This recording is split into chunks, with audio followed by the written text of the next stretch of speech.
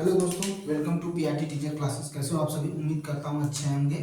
देखिए, फाइनली जो रेलवे की जो टीचर भर्ती थी, ठीक है, रेलवे रिक्रूटमेंट बोर्ड की भर्ती जो थी वो आ चुकी है। ठीक है, अब ध्यान से सुनिएगा बातों को। ठीक है, आपको चीज़ें समझनी है, बहुत ज़रूरी है। ठीक है, क्योंकि उसको समझना बहुत जरूरी। देखिए, इस भर्ती का जो फॉर्म अप्लाई किया जाएगा वो 7/1/2025 से होगा। ठीक है, ये इसका फॉर्म अप्लाई करने का डेट शुरू हो जाएगा। ठीक है, और उसके बाद इसका जो पेमेंट का लास्ट डेट जो होगा वो होगा 6/2/2025 होगा। ठीक है, ये एप्लीकेशन बिगनिंग का है और ये लास्ट डेट है। ठीक है, समझ में आई बात?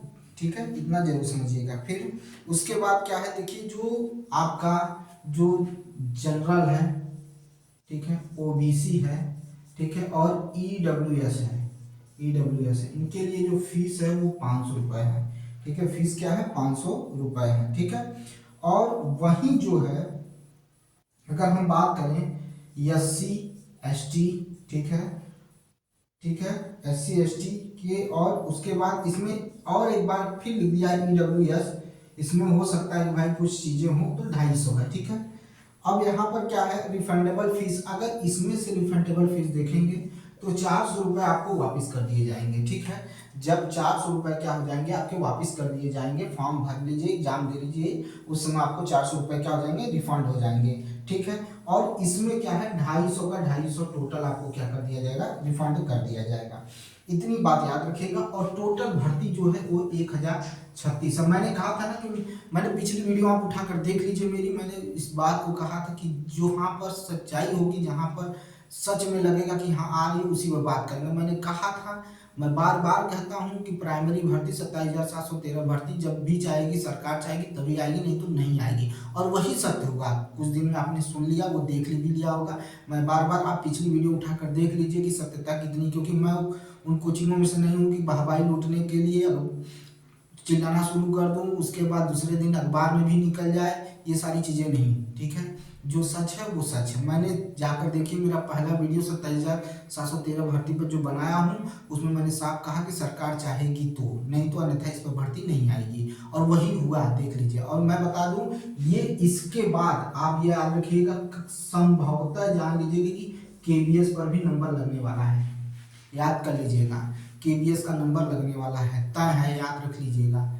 ज़्यादा नहीं बोलूँगा। हाँ, DSSB का कोई भरोसा अभी विश्वास नहीं है। DSSB के बारे में कहीं से कुछ कोई लिंक नहीं है, न कोई उम्मीद दिख रही है, लेकिन केबीएस की उम्मीद पूरी तरह दिख रही है।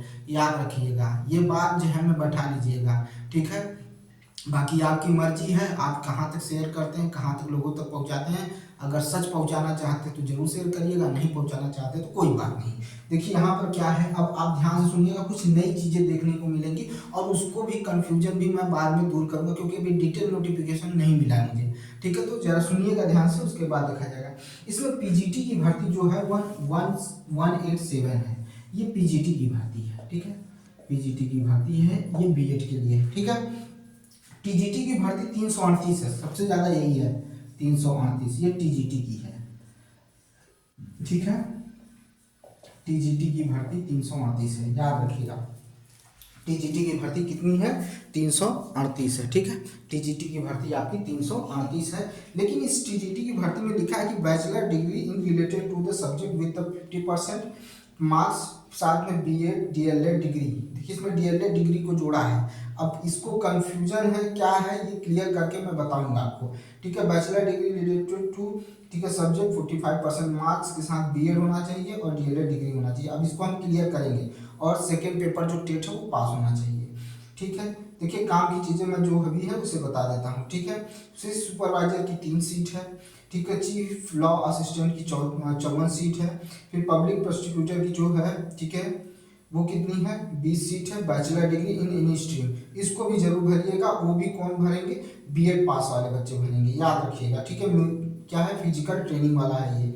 ठीक है, याद रखिएगा, बीपीएड जो होते हैं वो उनके लिए है। ठीक है, उसके बाद पीटीआई इंग्लिश मीडियम, ठीक है, बैचलर डिग्री एनी स्ट्रीम, फिर ये भी बीपीएड के लिए, ये 18 सीट है इसमें। फिर उसके बाद आपका है साइंटिफिक असिस्टेंट, 2 सीट है इसमें।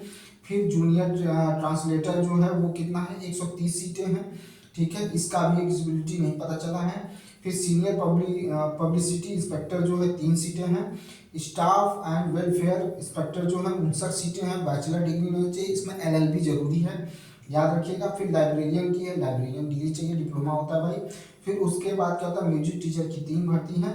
अब आते हैं हमारी PRT की भर्ती। PRT की भर्ती जो है आपकी देख लीजिए, PRT की भर्ती जो है 188 है, ठीक है, याद रखिएगा 188 है। और ये याद रखिएगा इन सभी में, इन तीनों में 18 से नीचे लिख देता हूँ भाई, 18 से 48, ठीक है, ये एज है, याद रखिएगा 18 से 48 एज, ये एकदम मस्ट है भाई, ये देख लीजिए ध्यान से, कोई दिक्कत नहीं है। 18 से 48 प्राइमरी में भी है, TGT में भी है, PGT में भी है, ठीक है। इसके आगे हमें क्या ही मतलब है, 2-3 चीज़ें हैं जो हमें ज़रूरत नहीं है, हमें यहाँ तो ज़रूरत है। पहली चीज़, लेकिन TGT में DLED और BEd दोनों को कह रहा है, जरा इसके बारे में हम क्लियर करके तब आपको हम बताएंगे। अभी इसके बारे में कुछ डिटेल नोटिस नहीं है, अभी भी फॉर्म भरने के लिए अभी बहुत टाइम है, इसके लिए घबराने की जरूरत नहीं है।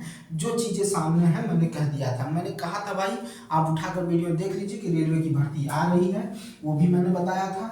और ज़्यादा चिल्लाने वाला काम नहीं, बाकी KVS याद रखिएगा, ये भी देखिएगा कुछ दिनों में सब होने वाला है। लेकिन DSSB के बारे में अभी कोई कंफर्म नहीं है, यूपी भर्ती PRT की कोई कंफर्मेशन नहीं है, लेकिन ये 2 भर्ती, और हाँ AEES जो है इसकी भी भर्ती हो सकता है। अभी इसके बारे में मेरे पास जानकारी नहीं है, जैसे ही जानकारी आती है मैं आप तक पहुंचाऊंगा।